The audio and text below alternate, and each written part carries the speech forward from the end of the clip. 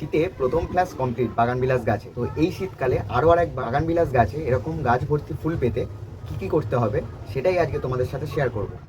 শীতকালে বাগানবিলাস গাছে এটা করতেই হবে, না করলেই হবে ক্ষতি। এটা মাহারা অরেঞ্জ ভ্যারাইটির বাগানবিলাস।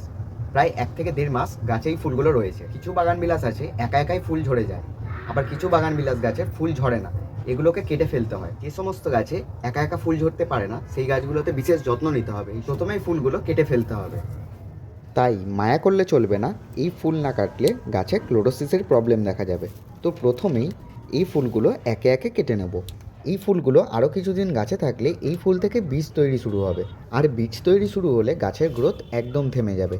তাই একবার ফ্ল্যাশ হয়ে যাওয়ার পর দ্বিতীয়বার এই শীতে বাগানবিলাস গাছে প্রচুর পরিমাণে ফুল পেতে এইভাবে প্রতিটা ফুল কেটে দেবো। গাছে নতুন ফুল পেতে হলে গাছে দিতে হবে এই সময় আবার নতুন কিছু খাবার। প্রথমেই গাছের গোড়ায় অল্প এরকম খুঁচিয়ে নিয়ে মাটি ভালোভাবে আলগা করে নিয়ে বেশ কিছুটা মাটি সরিয়ে নেব। তবে এই সময় রিপোর্ট করা যাবে না, তাহলে গাছ স্ট্রেস পাবে। টবের ওপর থেকে কিছুটা মাটি তুলে প্রথমে 2 মুঠো ভার্মি কম্পোস্ট দেবো। এর পরিবর্তে তোমরা গোবর সারও দিতে পারো, কারণ এতে আছে প্রচুর নাইট্রোজেন, যা গাছে নতুন পাতা আনতে সাহায্য করবে। এর সাথে দেবো 1 মুঠো হাড় গুঁড়ো। এই হাড় গুঁড়ো গাছে প্রচুর পরিমাণে ফুল আনতে সাহায্য করে। তার সাথে 1 মুঠো সিং চাচা বা সিংকুচি।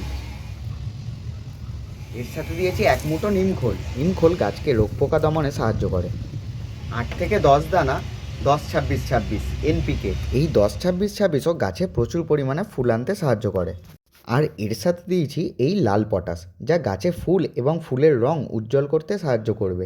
গাছে খাবার দিয়ে তুলে নেওয়া পুরনো মাটি দিয়ে আবার পুনরায় ঢেকে দেবো, তাতে গাছে জল দেওয়ার সময় খাবারগুলো টব থেকে বেরোতে পারবে না। তো আমার ভিডিওগুলো কেমন লাগছে অবশ্যই তোমরা কমেন্টে জানিও।